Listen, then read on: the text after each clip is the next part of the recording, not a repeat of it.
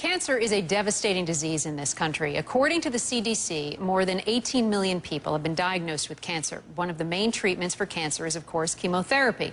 About 40% of those who go through chemo suffer from a horrible complication called oral mucositis, and that's caused by the radiation. According to the Oral Cancer Foundation, that can cause inflammation or severe ulcers in the mouth, which really makes it difficult for cancer patients to actually eat.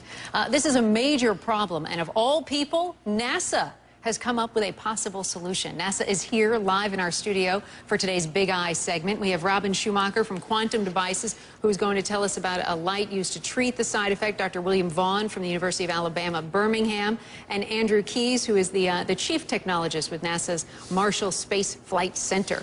Robin, let's start with you. Tell us how this chemo light works. Sure. And you can turn it on as well. Okay. This is the light that was developed for the mucositis study. What we're looking at is light in the far red visible spectrum at 670 nanometers. That wavelength was chosen because it's preferred, if you will, to stimulate cytochrome oxidase, which is a molecule in every single cell of your body. It's within the mitochondria, and we like to refer to them as like our little energizer rabbits. So this helps prevent this condition?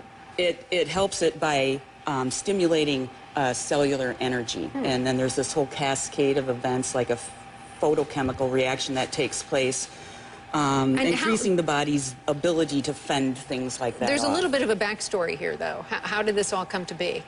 Well, Mr. Ignatius, the founder of our company and the inventor of this, in working with Wixar, and how was it originally used by NASA? Originally used as a wound healing instrument. Was developed for space missions. The very first thing we started to look for was astronauts in space lose bone density and muscle mass. So we were looking at ways to possibly stimulate that.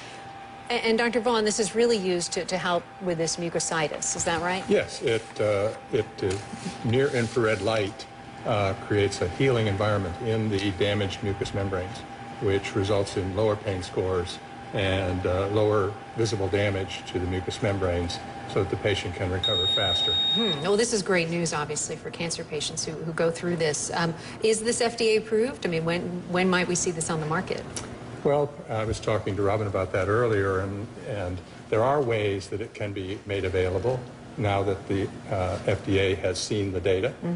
And so it is possible on an ad hoc basis, or investigators that want to do additional trials can obtain them. These are actually FDA cleared right now for the use of pain. Andrew, I have to ask you, I mean, how is it that NASA, not the medical world, came up with this? I mean, this is such a big innovation. I'm sure you guys are working on some other big ones too, but how remarkable this is. That's true. NASA has a program of space technology investment, and we didn't initially go after this technology as a medical device. It was initially developed as a plant growth light source for plant growth experiments in space. But we are able to take technologies like this that benefit space applications and look at their terrestrial use and see how they can benefit the medical community and society at large. It's amazing. So maybe there will be more discoveries that can help from NASA. We certainly hope so.